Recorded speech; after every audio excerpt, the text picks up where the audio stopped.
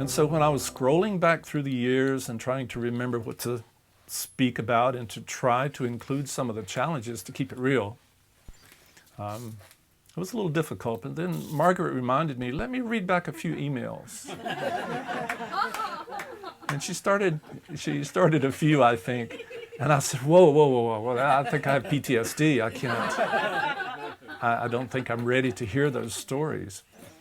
But Elizabeth shared some stories I had forgotten about, and connections and timing. So being here at Marymount is a little bit dreamlike anyway. You know, we come up here, and if we're here for a short time or a long period of time, it doesn't matter. There's an essence or a quality about Marymount. And it's that spiritual atmosphere that Baba mentioned. I think he alluded to that there's a very powerful spiritual atmosphere at Marymount. And we all recognize it, we all feel it as part of what draws us here. Even in 1946, 10 years before Baba was here, at Jean Adriel's invitation, Paramahansa Yogananda came up. And he said it was one of the more powerful Om points. I think his words were something to the effect that if you don't have to listen very deeply to hear the primordial Om sound here. And that quality is real, it's tangible here. So when I was thinking about what to share with you while my short talk here, I was looking at the theme of the talk, Keeping Marymount Through Hellfire and Damnation. And I was trying to find a theme and what connects all those words and the experiences that we had here as caretakers. And the word keeping is kind of overshadowed by the words hellfire and damnation. You know, the focus goes there, and we go, oh. But keeping is an extremely important word in that theme. And I've always had a little bit of trouble with the term caretakers at Marymount, because there's not a lot of taking that goes on. There's a lot of giving, but really the word keeping is appropriate. So I would like to think of ourselves as keepers of the spirit and the essence of Marymount in our years that we were here, and that also all of you here today, as well as those all around the world that are watching and listening, are keepers of Marymount, keepers of the spirit of it. We were blessed as well as challenged with the years that we spent here to be keepers of Marymount, and we tried to do it in our own particular ways. Elizabeth had her gifts and skills, and I had mine, and together that seemed to work for a long period of time, which I'm still amazed at that. And so the word keepers, I think, is essential. So Margaret, I'll make the formal suggestion that we all start calling it Keepers of Marymount. Perhaps in the future we have that support group or whatever called the Keepers of Marymount. We're all keepers. And it takes that, it requires that. It's an incredibly difficult as well as rewarding place to be involved with. You know, the experiences that one has here is not just fleeting, it leaves something behind, footprints deep in our souls. So in looking at the term Keepers of Marymount Through Hellfire and Damnation, and looking at the theme, I also thought about hellfire and damnation. And a lot of our experience here revolved around water and fire. So I considered, it's the elements. It's the elements of Marymount that is the glue that brings everything together here, how we experience the elements. So if we look around ourselves, we see, of course, we see evidence of fire all around, one of the major elements. Water. There's a well being drilled, it's just maybe 50 yards from us now. Incredible that we're here today speaking to you right at the maybe culmination of the well being successful. And that's, I think that's some type of Baba's timing to see that while we're here. But we have fire, water, earth, the earth around us, of course, and all the things that depend on it, even the topa-topas that overshadow and cast an energy here that I think has always been present at Marymount. The air. We're always challenged with air here, whether it's the Santa Anas or the nortes that blow in the winter, which as Elizabeth shared, was always interesting in the house whenever we had storms, recovering from storms. But I think that the concept of elements and how they play out here at Mayor Mount as part of the challenges, but also the glue that holds everything together. Because when Baba was here and he said, now go out and learn to love me through nature, that command, that injunction is still here. But how do we really do that? Nature is kind of an ambiguous concept in many ways, but if you boil it down to the elements and our relationship to the elements here at Mayor Mount, that's one way that we can understand how that nature on a daily basis affects whoever is the caretakers, caregivers, keepers at Mayor Mount. And there's another essential element that in traditional element philosophy is the ethers, okay? Earth, water, fire, air, and the ethers, or the etheric, or the spiritual aspect. That everything that exists in nature has one of those, or those qualities. And those qualities are at all times in some kind of relationship with one another. And that's what makes up our life experience, especially here at Mayor Mount, where learning to love Baba through nature requires a relationship with the elements and the relationship and the challenge on a daily basis of experiencing those elements and how at any moment they're acting or playing out here at Mayor Mount. So I thought, okay, so I'll focus today with sharing my stories based around the concept of the elements and the way they once again play out in our lives here, especially those who spend a little bit more time here. It's ongoing. So, if you think of, it's very easy to see evidence of the element water and the drilling of the well behind you now, or the lack thereof. And of course fire, and earth, and air. But the spiritual aspect, the essence of Mayor Mount, most everything that we have shared with you as caretakers during our time here usually goes back and alludes to the challenges of being here. And yes, it played out through, three-dimensional ways, how we as humans experience life as, sight, sound, hands-on, but there's that hidden quality, that essence of Mayor Mount, that is the blessing as well as the challenge. It felt to me, and still does, like there's that psychic tension that is always bearing down on the psyche and the soul while you're here. Forget the mowing of the grass or the putting in a fire line or fixing a water line. Those are things you can look behind you and see that you accomplish.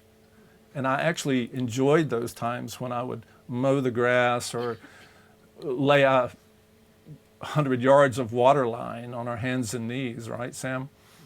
You can look back behind yourself and go, oh, I see I accomplished something.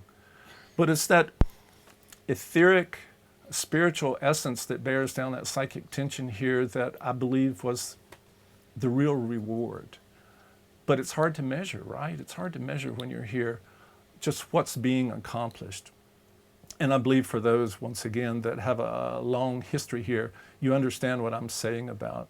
There is some reward, blessing, as Sam would say, the unspooling of the sanskaras that are accelerated when one is here. That is the real reward and blessing. And having spent almost a decade living here, I can still look back at that and say, that was the real reward of being here. And I'll talk a little bit later about the conquests and the accomplishments that we may have had. But the real accomplishment, I think, is not only surviving it and the blood, sweat, and tears that we put into it, but looking back on the spiritual fulfillment and opportunity through seva, spiritual service that we give here. That was the real reward. And that can never be taken away, no matter what. So that was a wonderful opportunity. But as you know, it is work. It is time that's required of one's life as volunteers. Marymount is a calling. It's a spiritual calling. One can come here with a lot of spiritual idealism about what it means to be here and what it will look like or be like. But when we came here, it was quite sparse and Spartan with many things. It was very easy to drop any spiritual idealism that we had pretty quickly. And I remember as we moved in, and we had not unpacked the boxes here yet, and we were preparing for the group Hardlight, who are so fortunate to have some of you here today. They played such an important part in my life and to Marymount's. They were coming, and we had no water. No hot water heater had blown up. Billy and Pamela, if you're out there listening, bless you, but you left. You left right before they were coming. And we were going, my God, what are we going to do? And so there was the water issue. And I'll get much more into the water later. But I remember sitting, I don't know that we had been here more than a week. And it was late one night, and I was sitting in the main room. And a lot of Agnes's furniture, her original furniture, was still in the center at the time. And I remember sitting in the office, and I really don't think I can do this. I don't think we can do this. It was late at night. And I remember sitting at the little desk that was there, really lamenting this and having a little pity party. But I was tired and exhausted and frustrated. And all of a sudden, there was a lady sitting on the old couch, the old blue couch in there. And she looked at me and she said, "This can be taken away from you just as fast as it was given to you." And it shocked me because it was just as clear as day, as clear as you're sitting here now. And it didn't frighten me, but it shocked me.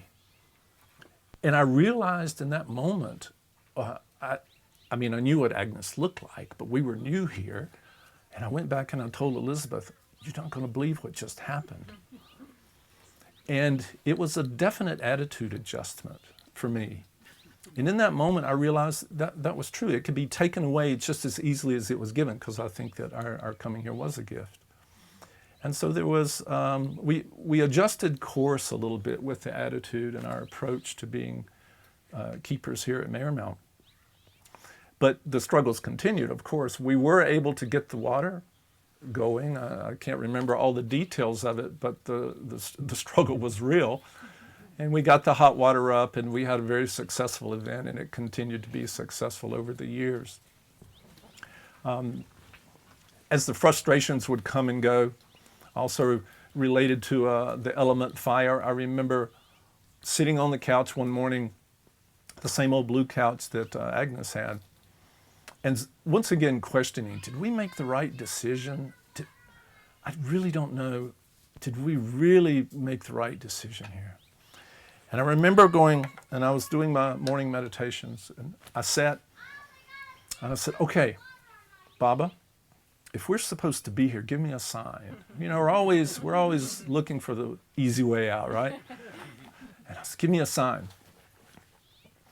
And I sat for a moment, and when I opened my eyes, honestly, there was a small mouse that was sitting at my foot. And I looked at the mouse, and I could tell something was wrong with it. And, you know, I had known that poison had been put out for the rodents here. I mean, that was one of the reasons that we got the wonderful cats that we had once Blanca disappeared, because the rodents in the house it was hard to sleep at night with them running up the walls and in the ceiling. But so I knew that there was poisons out. And I went, "Oh, I believe this mouse is very sick." So I was literally able to reach down and pick up the mouse. And I thought, okay, you know, Baba, if we're supposed to be here, make this mouse well. And I sat with it, and I could feel it moving around in my hand. I'm like, whoa, what's happening? So I opened up my hand and I looked, and the mouse was much more bright-eyed and moving around, and I was going, well, he's going to run away. So I covered it up. But I went, oh my God, we're supposed to be here. And I didn't know if that was good news or bad news. But I went, oh God, thank you, Baba, thank you, Baba. So I was concerned about the mouse escaping in the house. So I walked out the side door and went over to the old fireplace. And I set the mouse down right at the back where the little vent is where the ashes fall down. You can scoop the ashes out. And I set the mouse up there and it was looking at me and trembling. And I went back in and I went, thank you, Baba. That's our message. We're supposed to be here. And I finished my meditation. And it occurred to me when I finished the meditation that I should walk back out and check the mouse. So I did. I walked back over to the fireplace and I looked, and to my horror, the mouse had been bitten in half. Its head was lying beside of its body. And I went, okay, Bob, now what do you say? And I looked and I got a flashlight, and inside of the fireplace there was obviously either a ground squirrel or some kind of bigger rat that was living inside of the fireplace. And this mouse had obviously encroached on its territory or whatever, and my putting it there had caused it to get its head bit off. So think about that. You know, where is the lesson there? There was so much that I downloaded in that moment about my life and what it was going to be about at Mayor Mount. You know, we can make our best efforts and, you know, put our very human efforts forward here. You know, you never know. You never know how, you know, the consequences of that. And so that taught me a lot of personal detachment. That was one of the first instances, and I continue to learn it, and I will say that it's one of the biggest lessons that I learned here at Mayor Mount was my personal detachment from the outcome of things. Maybe that's the nature of seva or spiritual service or non-attachment or whatever, but it is one of the things that I took away from here I think is my most important skill that I have, pretty deeply honed in my psyche and soul. But my perspective is, you know, to do things without attachment for personal gain here. The personal element, I don't believe should even exist here. It's overshadowed by Baba's presence, by the avatar, and nature. When our personality or our personal perspectives or wishes or even goals are put first, and usually we learn hard lessons, right? And I know caretakers learn those hard lessons over the years frequently here. Is we can't take it personally. We have to do the best that we can, and we do take it personally, but we learn hard lessons around that. And I think that's appropriate. And that fits in with the element, once again, of the etheric or the ethers, that special quality at Mayor Mount that teaches deep lessons and draws us further on and throws light in the dark places. And, you know, if we're lucky, we get to stay in that long periods of time if we can manage it. I can compare some of those intense experiences with, I was fortunate enough to spend time in Baba's tomb as a night watchman and sleep in the tomb when Sam and I were there at one time, and that was very, very transformational for me, very powerful.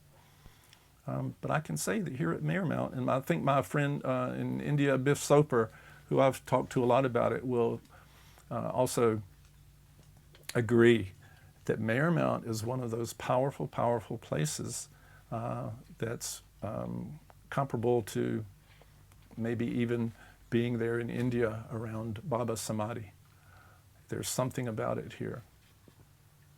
And anyway, so cooking in the pressure cooker, the psychic tension of being a caretaker here, balanced by, you know, the blessings and the times that one was able to spend under the tree or watching the sunsets or even doing what I'm doing right now and seeing faces, listening. You know, what an opportunity to be able to tell my story and people listen, you know. I mean, this is good. This is good. Especially about experiences here. There's no shortage of them.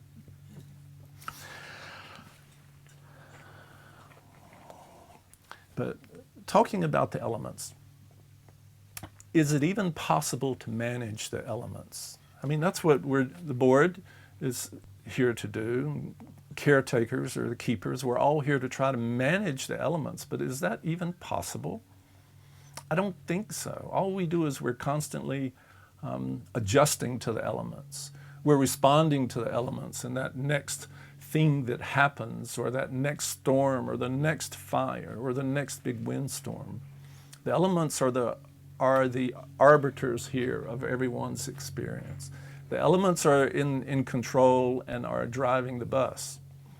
And the best that we can do is, ride the bus for a little while and maybe put the brakes on a little bit or speed up or do something. But really, the elements are in charge at Mayermount. The ways that we adjust to that, putting new doors on the center, that's important. It's incredibly important.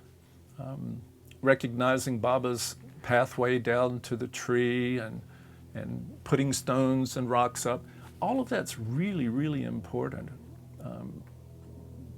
But it's impossible, I believe, to totally conquer the elements here at Mayermount. So it's always going to be a stress and a challenge. Which brings up the caretakers again. How do you bring people on board that are keepers, caretakers, caregivers of something that's really not manageable in the end? And maybe that's what you put in any new recruitments that you need to put out there. You are going to be required to try to manage the unmanageable. Because elements are, right? So many have worked so hard over the decades. But human beings are three-dimensional beings, right? I said this before. We measure things, sight, sound, touch, hearing. We're very time and space oriented. But Mayermount exists a little bit above and beyond the time-space spectrum. So one of the ways we make ourselves feel needed here is through work. We flatter ourselves to think that it really needs us here, but it really doesn't. The elements don't. But we do. We come here and we play out this game, Baba's game, and we do work. I found this quote from Baba when he was in India and he was speaking in Andhra, I believe it was, in 1954. I'm going to see if I can find it, because I think it's an important story. Yeah, he was in Andhra. It was in 1954. He was speaking to a group of workers in Andhra that were debating a lot of spiritual principles, coming together and wasting a lot of time on spiritual debate. And Baba's words was, "And I tell you as gospel truth with divine authority that these programs, these messages mean nothing in the spiritual path. My arati, my puja, bowing down to me absolutely means nothing. From ages eternal, gods have been doing my puja. What I want is real work." Well, welcome to Mayermount. Real work is called for here. And people have responded. Agnes's lineage, and those that came before. But that's real work. And so, hats off to everyone that has done that to respond real work. Yes, a lot of spiritual idealism may get blended up in with that, but it's where the rubber meets the road is in the real work. And I think that Agnes set that up, of course, that approach to Mayermount very early, and it's necessary. But is Mayermount moving into a phase and in a time to where work is not the main emphasis here? Wow. I'm sure you guys would agree that would be what a great idea. If Mayermount reached a place where all you had to do was come up here and sit and meditate and learn to love Baba through nature. But it's so much more complicated than that. But I hope that day does come up here. But even if it does, I think I would lament the days spent up here working, blood, sweat, and tears, literally. What an opportunity that is and was.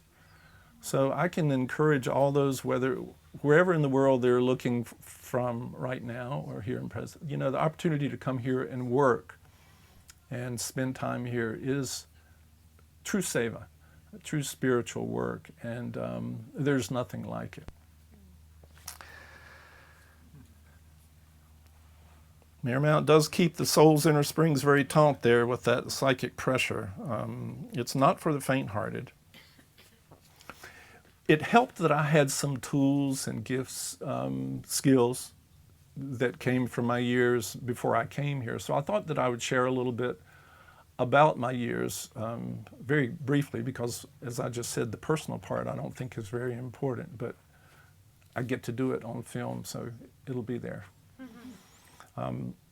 You know, I first came, my journey to discover Baba was interesting, which when I was 14, and I still have this letter, I was very much on my spiritual path at a very early age in rural North Carolina, which was an oddity in and of itself. But I was born with high sense perceptions. My grandmother was a healer.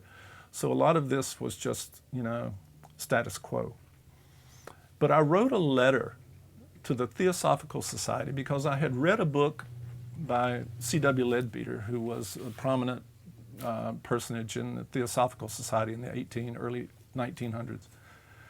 And I wrote a letter because I'd read his book about, you know,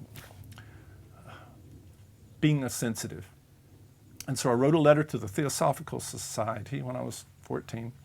And I said, I really want to come and work for you. Now, I'm just on this farm in North Carolina, so this was a big deal. But I see things, I would like to come and live there where there are people like me. And I have their response to this day. They wrote a very nice letter back, and they said, it's so nice of you to contact us, because I think that I offered to be their gardener if they would let me come. Yeah, I did. And they said, so nice of you to offer, but why don't you finish school first? And then come and visit us, and you'll see how it feels here. Or if this, you know, if Ojai is for you, if Theosophy is for you. And I kept that letter. I really cherished that letter. And, you know, fast forward to when we were here, I was actually the guest speaker and keynote speaker for the Theosophical Society for a few times. So I thought, and I shared that story with them, and I thought that was a real milestone. But it was that part of Ojai in the Theosophical Society in Crotona that originally drew me, and Krishnamurti, that drew me to Ojai very early on. And so I would return and come back and forth to Ojai over the years in order to hear Krishnamurti speak and to visit the Theosophical Society. It was on one of these trips in 1974, I believe it was, that I was on a journey with a friend from North Carolina, and we were in a van. And we drove across the country, and one of the books that was in the van, and this was 74, was Listen Humanity. So there was my first contact with the written word, or even becoming aware of Baba. That was 74. I ended up staying and going to school in Santa Barbara City College in UCSB. And one night, this was in 75, one night I saw an ad for a talk on Baba being given in one of the little small rooms at UCSB. And so I thought, well, I'll go, why not? I remember Baba from Listen Humanity. So I went to this talk. And there was maybe a dozen people in this small room, and I don't remember the man or the gentleman's name giving the talk. That was so long ago. But it might have been Rick. Rick Chapman? Yeah, Rick Chapman. It may have been. So he had a Super 8 movie he was showing on his last visit to Baba, to Meherbad. And he gave the talk and showed another film of Baba. And okay, all great. And everyone's filing out, and I was in the back of the room. And everyone is filing out, but on a small table beside the door leaving was a little table. And on the table was one of Baba's sadras. So everyone's filing out. No one was even really paying attention to it. And I remember, if it was Rick Chapman, thank you, Rick, but he was standing over in the corner and had answered a few questions, but everyone's filing out. He wasn't saying anything. And I was walking by the table. And I looked down, and I couldn't help it. I had to put the sadra over my heart. Pew! Wide open. And that is kind of how the the awareness of Baba introduced itself into my life. It was like immediate and very powerful through the heart. And yeah, I put it down really quickly. And I was a little embarrassed, and I didn't know what to do. So I scooted out of the room very quickly. But that stayed with me. And that was 1975. Then I ended up going back to North Carolina, and I became park ranger, park superintendent, resource manager for the next 22 years, with also a brief time in Central Africa as a game officer in Central Africa and Malawi. So, of course, most of that time, I'm dealing with resources. One of the challenges with everywhere that I would get transferred as a superintendent or ranger was dealing with water systems. And it became a little redundant, first of all, but a little depressing that everywhere I would go, I would spend months, if not years, figuring out water systems in really remote areas. It was when I came here to Marymount, then again when we came in 2002, and the first day that we got here, we didn't have any water. And, you know, I'm up trying to figure out, oh, okay, what do we do here? The pump is blown up. It's all in disarray. What are we going to do? Hard light's coming. And I was sweating, and I was really, really frustrated. And I went in and sat at the desk. And I went, once again, I can't do this. We can't do this. It's too much. And I heard my mom's voice. And my mother said, your dad had a stroke today. He was working on the farm on the water system. And he's paralyzed. And he's in the hospital in a coma. So when I was 6 years old, my father was working on a water system on the farm, had a stroke, and was paralyzed. Here I was, all these years later, working out some kind of karma with water, right? Marymount, all those years in the park system. Even when I was in Africa working on water systems there, I would have a local Samburu and sticking their spears in the water system in protest. So there's a lot there, whatever that sanskara or karma is. But I recognized it sitting at the desk. I heard my mom's voice say that. And I went, oh, I can't do this anymore. And that was when I made a call to the board. And I said, we got to step up the program here with the water system. I can't do this anymore. I can't put tape on it. We can't, just patch it up and go forward. We really have to do something. And that was the birth of the fundraisers for getting the water system addressed. And so that come with a lot of blood, sweat, and tears, and I think a lot of also spiritual, psychic tension that, however Baba uses us in those roles and moving us around on the chessboard, that was absolutely a big part of it. And, to our eternal gratitude, the board stepped up. And it took a lot of courage and energy for changes to be made, philosophically, as well as, physically, to do fundraisers. The attitudes here had to change. But it worked. And here we are with another, on the day that I'm speaking, a well that's being drilled. So the element of water, in other words, has been a very important part of my journey here at Marymount. And fire, we were evacuated a few times. We had a few fires nearby, so we were evacuated. But the preparation for fire is ongoing here, as you know, all the time. And I had a background. I was a wildlands fire manager. I was the guy in the helicopter on the East Coast that would direct firefighting for the area. And I spent many years doing that. So I had a lot of experience with fire management and fire suppression and what it required. But to come up here, when there were some garden hoses, it was a little bit of a shock. And also being from the East Coast, I realized, oh my God, this is a very different ecosystem. We're going to really need to step up our fire response if this place is to meet the challenges that are inevitable. And so I established a pretty good working relationship with the fire department here. I mean, I don't know how it was before I came, but because I had the background in the certification as a burn boss and wildland fire management, it had a little bit of clout, I guess. So I was able to communicate and work with the local Ventura Fire Department. And we made some real headways with how to address fire prevention and weed abatement and everything here.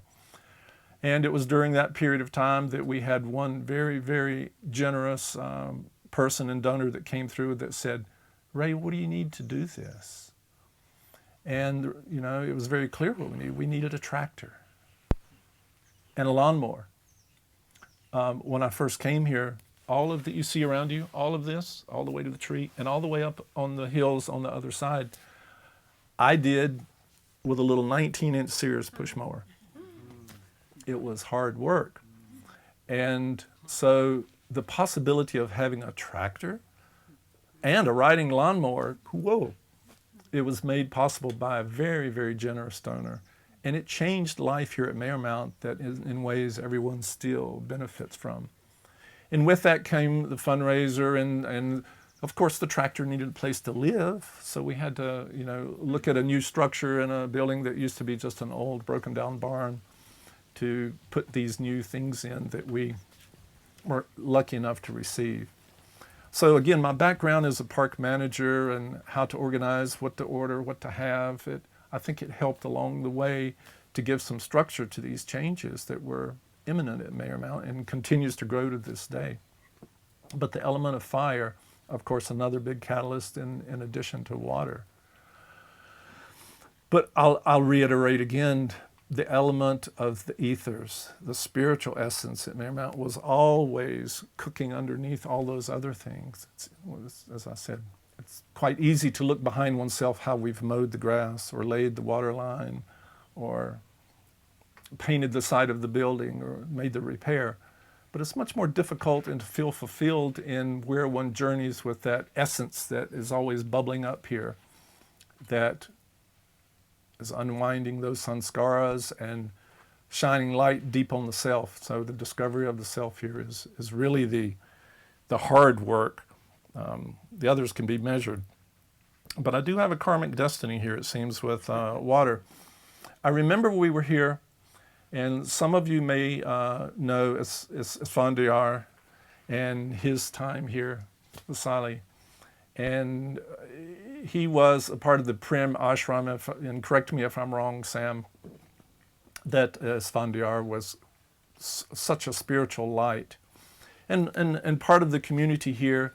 And so when we first came, Billy Goodrum said, "Look, there's an orchard," and there was an orchard here behind me at the time. And there was maybe 13, I can't remember how many, orchard trees that were planted in this little slope here. And I think there were a few fruit trees too, because there was this thing, Ray, whatever you do, make sure these trees survive. Because this one is very special and it's planted in honor of Esfandiar. And it was like the prime directive, make sure these trees get watered and are taken care of. Well, that meant taking hoses from all around in the very sulfuric water in temperatures like this and a drought. It was really one of those, Zen conundrums. How do we keep these trees alive? So every day, several times, I would be out, or Elizabeth would be out watering these trees. Well, look behind me, where's the water going to go? It's not going to stand there. It's going to run down the hill if you have water at all. And this went on for several weeks, and I would look out of the window, and the ground squirrels would be hanging in the trees, eating the leaves, and those little small saplings are falling down because they were small trees. And they would be bending to the ground, and then I would see the deer eating the leaves, and then I'd see the deer rubbing their antlers against it at certain times of the year, and then more squirrels hanging from the trees, and the trees are dying one by one by one. I'm going, oh no, how are we going to do it? We can't. This is prime directive that it's impossible to take care of. So eventually, of course, the last tree died and we had to throw it away. But it was, I believe in that moment, at least for me, I recognized that the way it used to be done was going to have to change. And it was going to come with some judgment and maybe some perspectives from the community that wasn't going to be comfortable. And I'll say to this day that I think that Elizabeth and I, one of the things that we accomplished here is we stepped in as newbies in a way. We certainly had the skills and tools, but we were a little bit outside of the community. So we were able to implement changes that I think were really essential for Mayor Mount to achieve where it's at today. We weren't so invested in the Baba community, so to speak, that we couldn't take a chance, that we couldn't act a little bit out of concert with what had been going on here before. And not that it wasn't appropriate, but I just believe that Baba used us as catalysts for change. But it came with a price. We had lots of difficult times here discussing that and, should we stay? Do we fit in? Or, we could see where it could go, but we weren't really sure. But, the board was very supportive, and I think we're also seeing that it was an opportunity to crack the door open, to implement new ways of seeing, thinking, and being at Mayor Mount. When we first came, we were required to pay for trash pickup. The caretakers had to pay for the trash pickup at Mayor Mount. So to me, that was one little hurdle, because when we finally said, oh, wait a minute, I don't think that's right. The caretakers shouldn't be paying for the trash to be picked up. It was like a discussion about that, but then, okay. And it was like a little victory there that went, oh, they are open to change. And over the years, that evolved more and more support, especially once the fundraisers started coming. And as Margaret alluded to earlier, some talk about letting go of old perceptions and beliefs around poverty consciousness and what's possible here. So much has been realized. In our, however many years it's been since we were here, 12, 15, 20, whatever it was. So much has been realized, but then again, so many things are still the same. And one of those things that's the same is that spiritual essence that bubbles up and affects everyone and everything that comes through Mayor Mount. The wind was always a challenge at certain times, certainly the frightening Santa Anas that would come through when it was dry. But with the element air and wind, I have a story regarding bees that was always very special to me in the tree. And some of you may have heard this story before. But I'd like to share a little bit of stories about each of the elements. So as I was traveling a lot and, Elizabeth, with her stamina and ability to take care of things here when I wasn't here, I was on the road and I would pass through Santa Fe really frequently on my way across the U.S. And I would go to the flea market in Santa Fe. Used to have a wonderful flea market outside of town. And I would stop, and there was this gentleman that was selling honey and bee pollen. He was a beekeeper in Santa Fe. And I would stop and I would look at his bee pollen was almost psychedelic. It was so beautifully colored and well done, and this beautiful honey. And his skin was even translucent. His name was Gary. And I thought, gosh, he looks like a bee himself, And so I got to know him each year as I would pass through. I would always stop and buy some pollen and some honey. And I think it was 2 or 3 years later, as I would go through, I said, Gary said, well, I'm not going to be here next year when you come through. I'm going to be leaving. I'm going to Australia to be a beekeeper there. I went, no, you can't leave. What? Where am I going to get this quality bee pollen and honey? And he said, well, where do you live? We had never even discussed that. I said, well, it's a little town in Southern California. You won't know it. It's called Ojai. And he said, no, I know Ojai. And he said, where in Ojai? I said, well, you wouldn't know it. It's up on a mountain called Sulphur Mountain. Not many people know about it. He said, no, I know Sulphur Mountain. Where on Sulphur Mountain? I said, well, for surely you won't know. It's this little place up on the top of the mountain. He says, Agnes Barron's old property? And I go, Yes, how do you know about it? So he said, you know how I became a beekeeper? I was sitting under the tree during Agnes's time, and there was a hole in the tree up at the top. And he said, and bees kept coming in and out of it. And I had the clear guidance, voice that told me, you're supposed to be a master beekeeper. And that was decades, maybe 30, 40 years, I don't know, before I ever came across him and his table with his beautiful honey and pollen. So, you know, Marymount reaches out and stretches out in directions like the hub of a wheel. And I know I've said this to Sam before. It's like a powerful hub of the wheel with the spokes that go out in many different directions. And Marymount really does reach out in that way, in ways that we're not even aware of. Influences people's lives. So that was one of my stories and remembrances about air, if we can call it that, and the wind and the bee story of the specialness of the tree. And I often thought about Gary. He passed away some years ago, but each time when we were here and I would sit under the tree and the bees were still there, they would come and go at different seasons. They weren't there every year.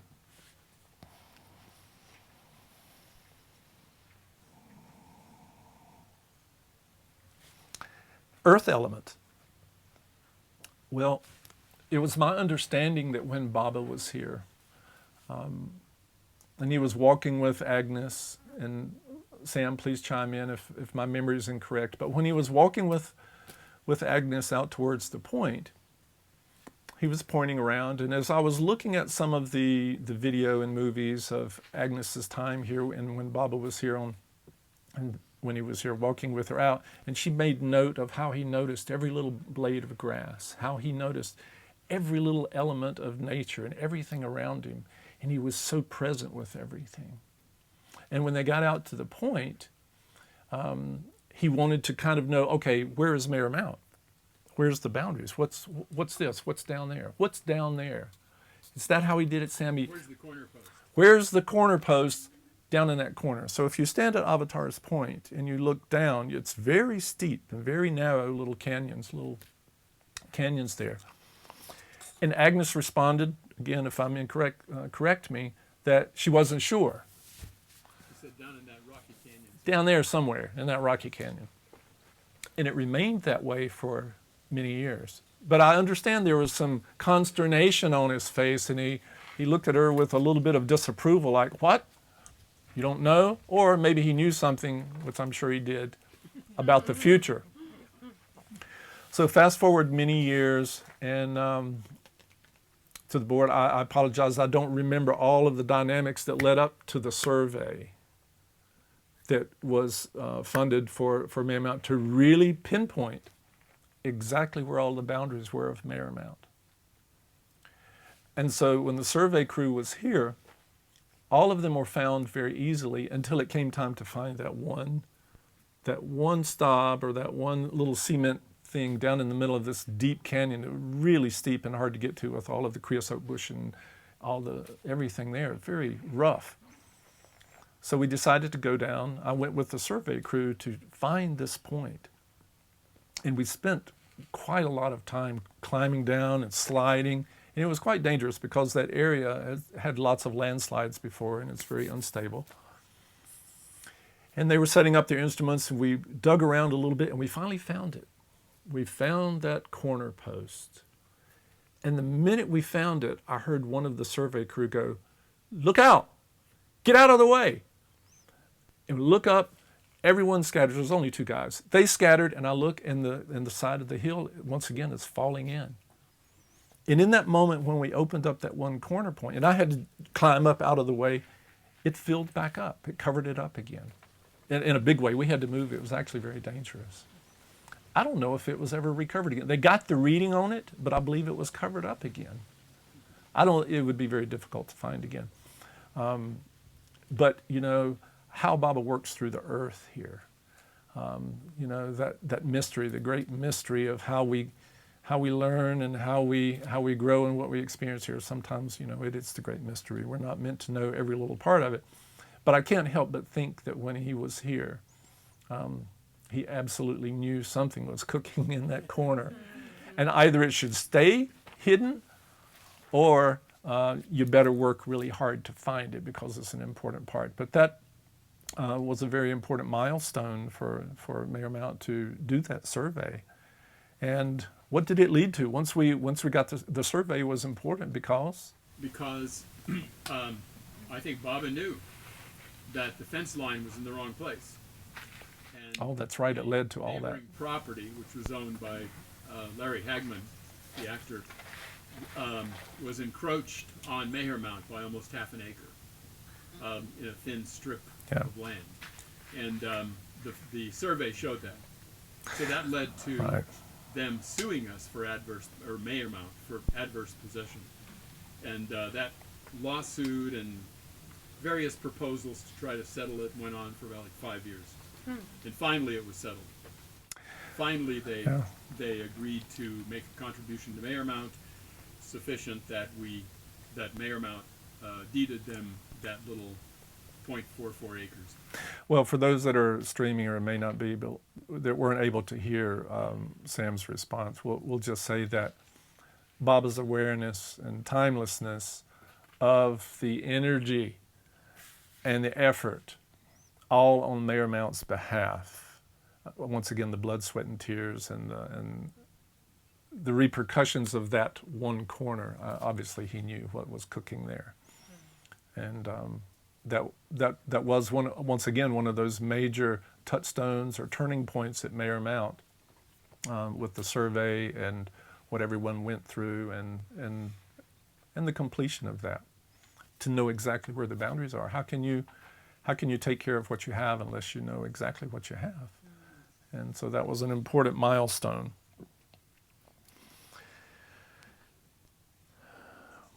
I'm sure all of you guys can relate to that have done volunteer work here, the weed abatement and chopping the weeds and pulling all that. But, you know, putting in the fire lines here, to me, the weed abatement program before Elizabeth and I came, well, it was done and it met the requirements. But once we got the tractor and the equipment and a little bit of expertise to be able to work all that, we were able to step up that fire management program here. I don't know that the survival, especially through the last fire, would have been the same had not we had at least a decade of caretakers with some skill and ability to work with these tools and things. It probably would have been a very different outcome. I know that there was a lot of destruction and the tree was a big part of that, but it could have been perhaps much worse. And just the fact that this amphitheater area, it was a safety. We created that actually as a safety zone for the caretakers working here. And I remember discussing it with Elizabeth. If it gets really bad, where we'll lay down is here in the middle of this mowed area, because I always kept it really short in the dirt so that we could lay in the dirt in case the fire swept over us. It would be more safe here than anywhere else on the mountain if we weren't evacuated. But this area used to look like a minefield when we first came. All of this amphitheater area, they had built the amphitheater, as Margaret was talking about last night, down in the bottom. But the ground squirrels, gophers, and everything had created literally what looked like a minefield. And they create really big burrows. They were huge. A human could fall in them. So when we first came, one of the things that the trees were dying, they were eating Esfandiar's tree. And so I took it upon myself to go, okay, I'm going to declare war on the ground squirrels. And so I started setting live traps here all around to catch the ground squirrels. But then once you catch a ground squirrel, okay, then what are we going to do with it? So we regularly would take our cars down the mountain with 2 or 3 ground squirrels in a cage, and we would find somewhere in Ojai to let them go. We will not disclose where. So that we have generations of offspring from enlightened ground squirrels that are now down in the valley. But one day I remember I had a ground squirrel in the back of the car, and we were very conscious, we don't want anyone to see us because who wants ground squirrels? There is a short bridge, I can't remember the name of the road, but it's going up towards Krishnamurti's, behind Bukali's restaurant up there, and there's a bridge, and it's about 20 feet above, and there's a little river passage underneath it that's usually very dry. So I remember us stopping, and I said, look, I'm going to jump out really quickly, and I'm going to open up the back door and open up the cage, and we're going to let the squirrel out. And is there anyone around? No, I don't see anybody. Okay, so I run around to the back, and I open up the back, and I open up I set it on top of the railing at the bridge, and I open up the thing, and the squirrel, like Rocky the Flying Squirrel, jumps off the bridge down into the abyss of whatever was down there. And I heard someone go, "Oh!" We jumped in the car and we drove off quickly because we went, God, there was someone under the bridge. Well, Karen, my friend Karen is here. That was when your family's friends who lived nearby were having pizza under the bridge. And the way that I learned that it was them was they were telling the story about having pizza at one of their favorite places under the bridge in the shade when a squirrel fell in the middle of the table. So the coincidence of that is pretty amazing. But the ground squirrels were quite a problem. But it also, I learned a lesson with that. We did a pretty good job of getting rid of a lot of ground squirrels. But at the same time, it affected the bobcat population and the predators here. And so we learned pretty quickly that when you mess with one thing, there's the balance of the elements in nature here that's very important to honor. I know that within the Baba community, there's a lot of discussion and feelings about snakes and serpents. Okay, where they're caught on which plane, and that they need to be killed in order to move on to the next plane and not be trapped in I think the way it goes is in a serpent's body. And whether or not that's true, I don't know. But what I know is in my background as a resource manager, I understand, the relationship between all living things, and when you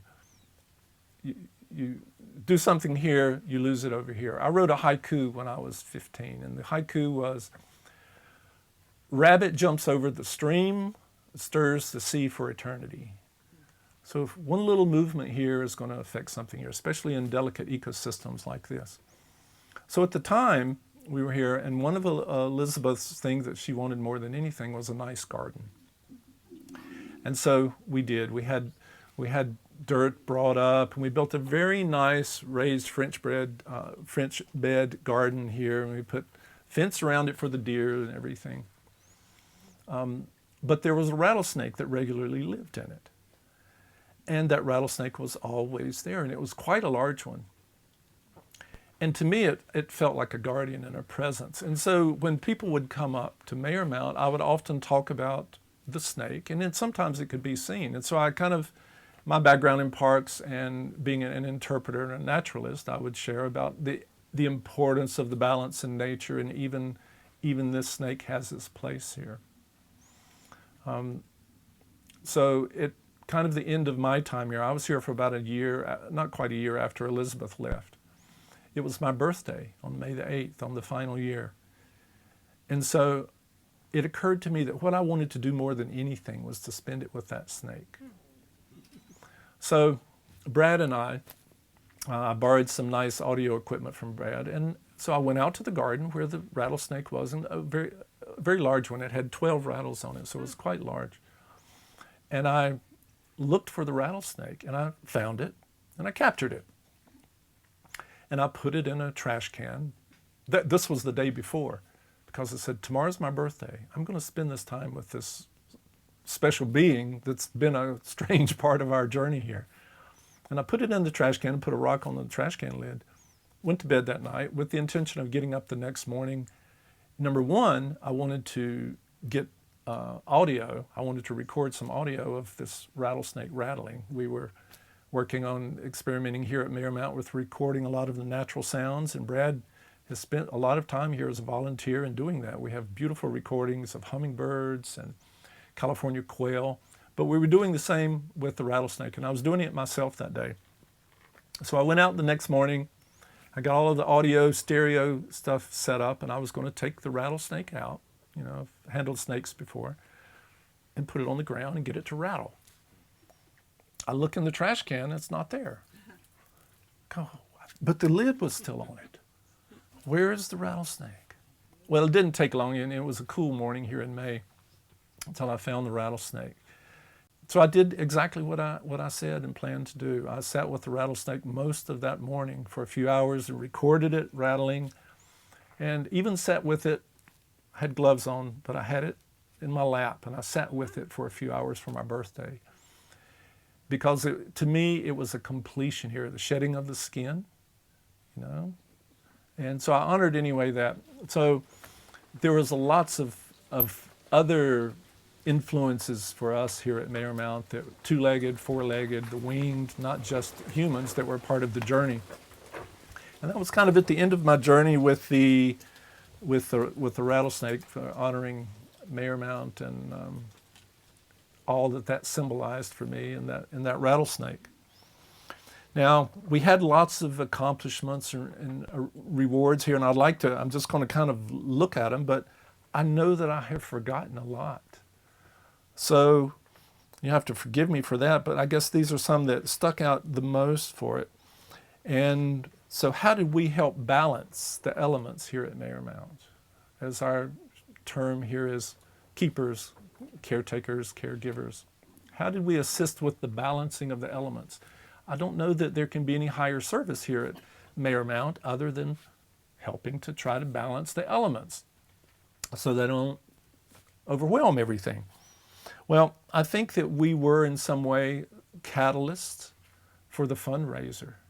It happened during the time that we were here, and you know, once again, pointing out some of the needs to really effectively manage Mayermount, on a ground level. It required money, and so I would like to think that we were catalysts for a fundraiser here. The deeper relationship with the fire department.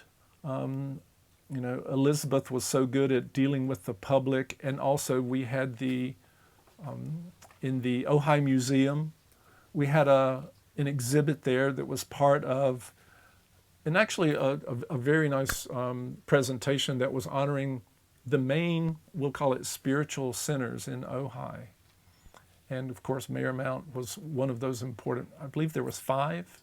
And Elizabeth did such a good job with that. So I would like to think that our public recognition of the public persona in Ojai, which was, Mayermount was not really that well known in Ojai, but that helped step up our presence in the Ojai community. And I think that continues to this day due to the caretakers that have followed. Fixing or demanding that they be fixed anyway. The roof leaks in the house was always a big challenge. It was not uncommon after every rain in the winter for the flood, to flood through, and the rugs that were in the house, there was always flooding somewhere, constant flooding. And now we sit here in this dry element and we think, no big deal. Wow, it'd be great. And it would be great. But it was quite a challenge that in every room there was some big leak because it's a flat roof on the house. And eventually that got addressed, and there was a lot of hoops that were jumped through, and a lot of people involved in that over the years in different companies, but finally it got addressed.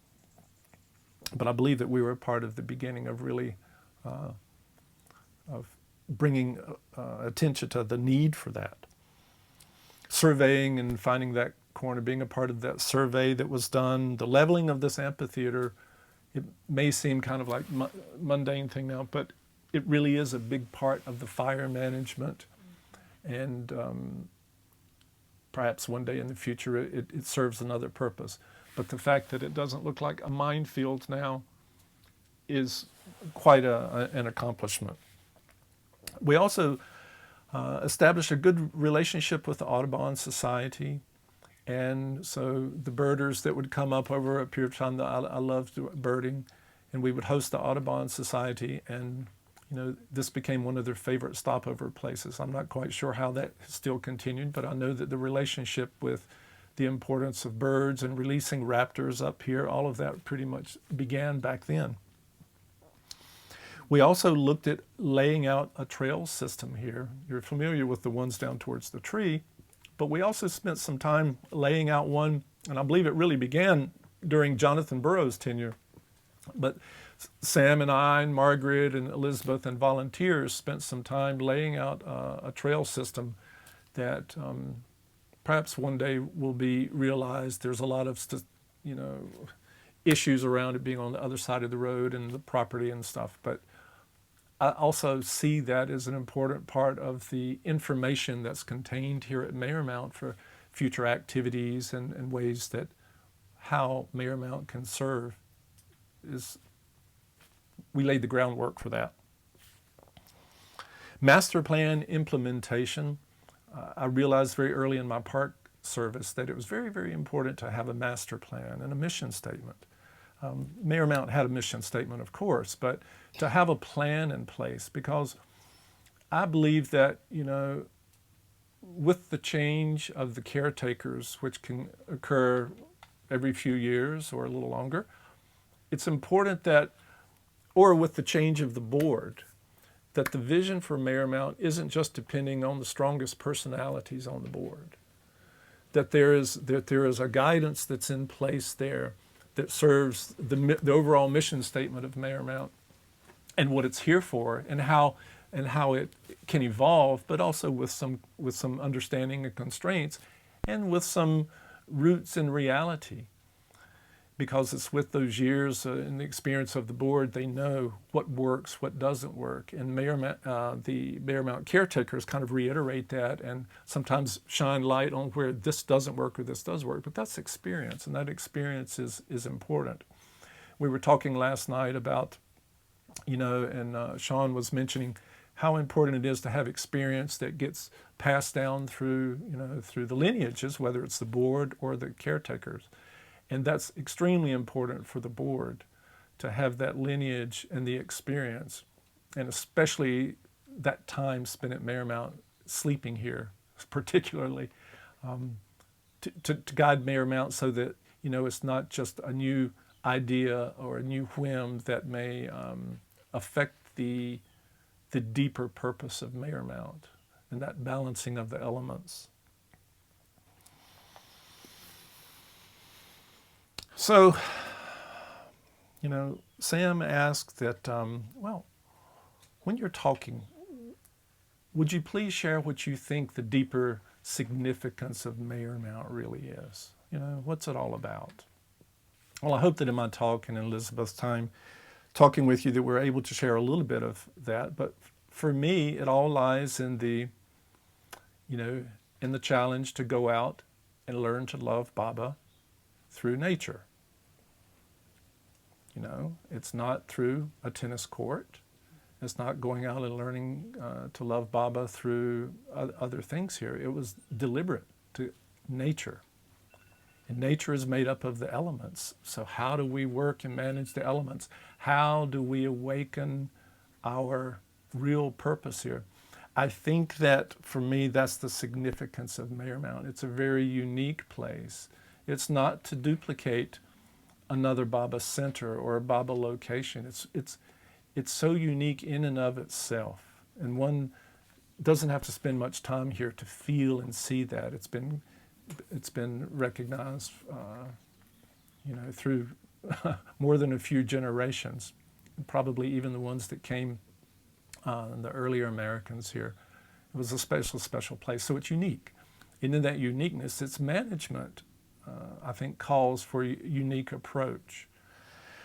So I think the significance of Mayermount is that it's a place to know God.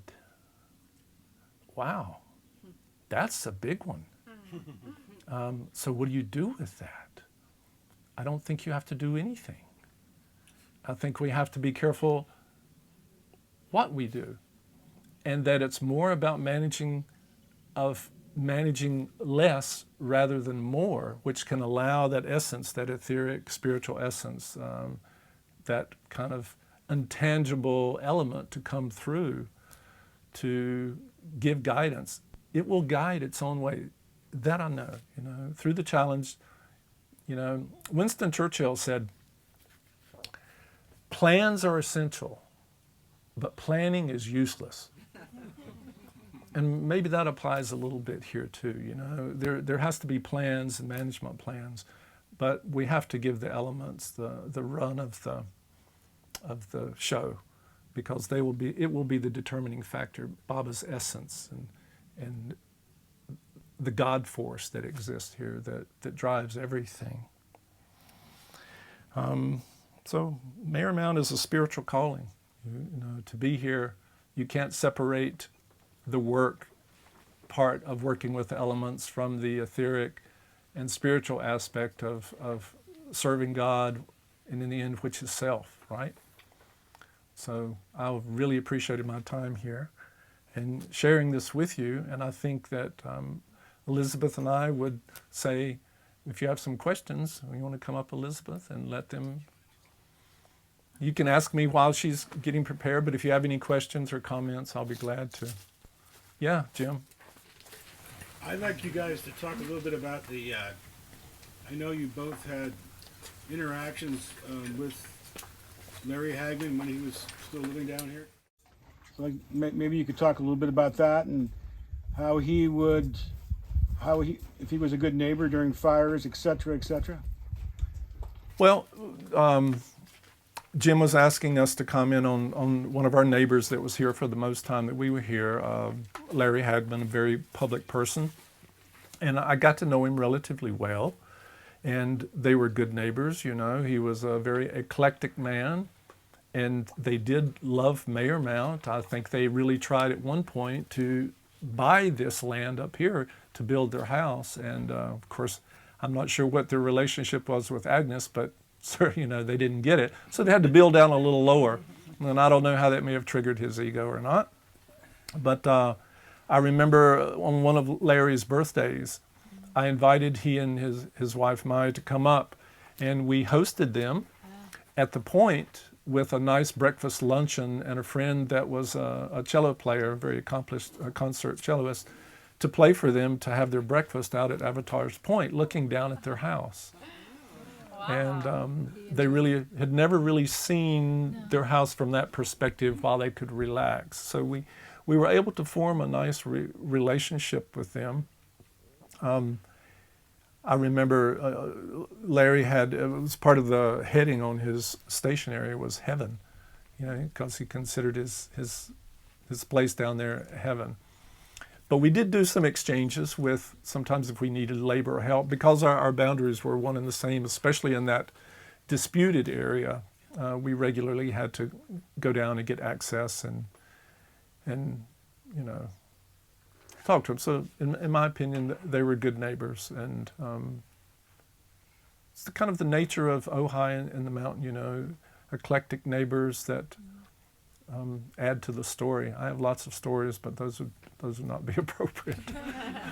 And there's something, I'm not sure if I'm using this correctly, there's something unusual in respect to Larry Hagman and Meher Baba, in that at a certain point, when Larry was working so often, and this was back in the day, he would get laryngitis. So he decided, I'm just going to be silent all day on Sunday. Every single Sunday, complete silence all day. And he said he learned quite quickly. It was wonderful because his agent, that was the day he brought his agent to talk to him. So the agent would talk and talk and talk. And he said, I'd learned so much. He never told me so much until I was silent. But we really reveled in the fact that he ended up then purchasing a property that Meher Mount overlooks. And here he had gone for years and years in complete silence on Sunday and loved it and cherished that time. So we got to talk to him a little bit about Meher Baba being silent. And I think that actually I think he had some familiarity and had read a book. Do you recall? Yeah, he was quite a spiritual. He was a good person. Seeker in his way. Yeah. In our respect, he was very good to us as a neighbor. And so, yeah, Baba's hand, and that the whole situation with the survey and what came of that was really shocking for us because we had never seen Larry Hagman, be that way. We had a good relationship, so. When we first came here, Hagman's dogs would come up a lot. They would run away from home, so to speak. And Larry would call and go, "Oh, are our dogs up there?" And we'd go, "Yeah, yeah." And so I would take them down to him. And for quite a long time, we had peacocks that would move back and forth between Mayor Mount and their house. Peacocks are known for being, first of all, really good guardians for snakes. So in Ojai, it was quite popular, and it may still be, to have a peacock on your property in order to, take care of any snakes you may have around the house. But Larry had a couple that were really devoted and attached to him. So when I would go down, these were very aggressive peacocks. And if he would walk out of the house, they would get really activated or whatever. And so we had these dogs and these peacocks. And so Larry calls me one day. He says, "Oh my God, Ray, you're not going to believe what's happened." They had left for the day. He had a very beautiful pool area downstairs with some very beautiful furniture and kind of a recreation area around the pool inside with some very nice white leather furniture. And so he said that when he left, somehow the peacocks had gotten in the house. And if you know peacocks, because we fed the birds up here a lot, they would eat sunflower seeds a lot. And when peacocks eat sunflower seeds, their poop is really, really bad. So I was constantly cleaning peacock poop off the terraces. But he said, "Oh my God, the peacocks got in that area, and so did his dogs downstairs. And the dogs killed the peacocks on the nice white leather furniture." And it was very traumatic for him with his favorite dogs and peacocks. But we had, stories that got shared back and forth over the years in our relationship with him. So in answer to your question, Jim, he was an eccentric neighbor that was good to have close by and acted as a catalyst and a trigger for many things. But it was part of our tenure and story of being here. We had a peacock up here one time too. Yeah, they would come up a lot. No, Ndege. Remember Ndege? Oh, Ndege, that was his yeah, name. this was when, it was when Hardlight was here. What was his name? We had a peacock that was, this is in addition to Larry Hagman's peacock. They were very familiar from their pair. But they are paired up on a lot of these ranches because they get rid of the snake population, or they move the snakes away. And so there was a pair not far from here, another neighbor, and the hen had been taken by coyote or something. But the peacock was upset and traumatized, so he left that property and he ended up here. And it was just before Hardlight Center of Awakening was coming for their meditation retreat that they did annually. And it was interesting because we had been in Mexico, and I was seeing a lot of things to me that symbolized peacocks. And I saw 3 things in Mexico before we came home. And I remember saying to you, I don't know what's going on with peacock energy. I keep seeing, and I brought home some beautiful ceramic bowls with the peacock feather design. So we get here, and there is this orphaned peacock on Meher Mount land. We had no idea where he came from. Then we found out through neighbors. But the interesting thing was when Hardlight Center of Awakening came, the peacock roosted over the place that so a spiritual blessing. Yeah. It was a very big spiritual blessing, and it was a beautiful time. And he would pose, and we would take photographs, and the group really loved him. So it was a really, really nice. Yes, Margaret? 5 minutes. Okay. Yeah, Robert? No. Oh, I thought you were having your hand up. What was this, the Hardlight organization? Hardlight? They're Light? very well. I've never heard of it. They know Meher Baba. They're dedicated to meditation as a practice, so that at that high performance moment they can liberate and know God, in the moment that they're making the transition. And you can help me with this, but they have a deep reverence for Meher Baba. And they were coming here before we were caretakers. So while they're not typically, a Baba group. Their deep reverence is such that they enjoy meditating on the land and giving messages about Meher Baba. And they circumnavigated the tree, which we did with them. And their meditations are silent, and they're so sincere.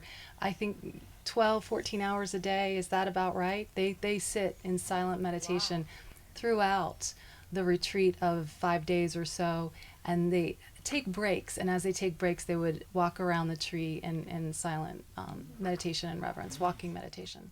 Yeah, feel free to talk to Linda, who's here today, who Yeah. can give you a little more information about Hard Light. And it was Yeah. a special group, and they were very dear to us, and we remain friends with many of them to this day, and glad to see you here for sure. And they have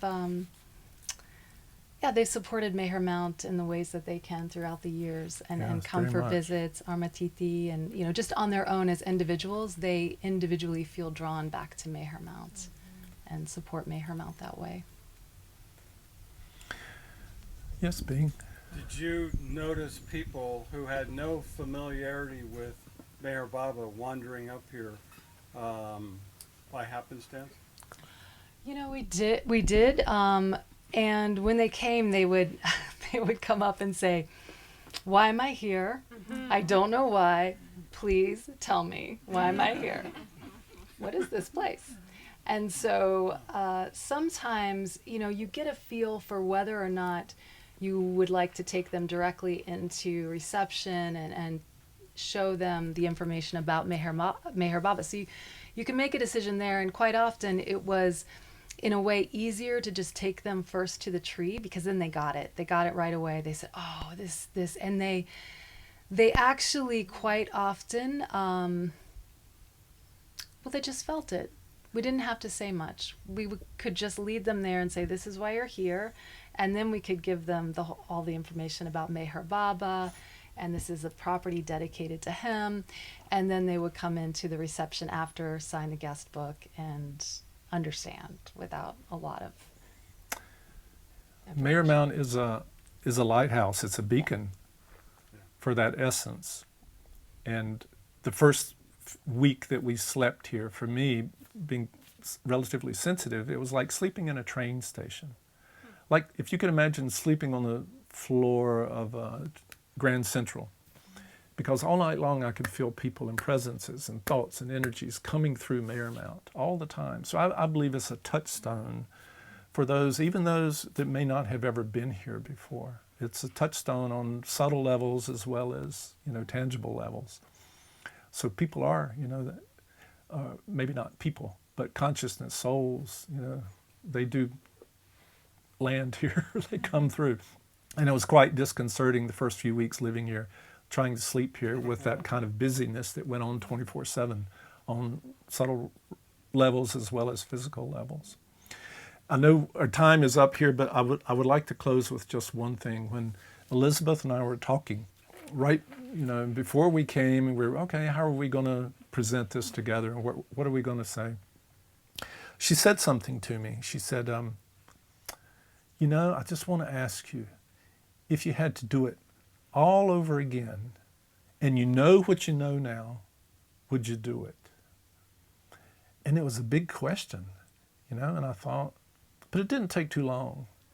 And I'm certainly not going to answer for Elizabeth, but for me the answer is, yeah, I would do it again in a minute. No matter how much blood, sweat, and tears, as well as the rewards. That's what I remember. So I know I started off this talk about the glass is half full for me usually.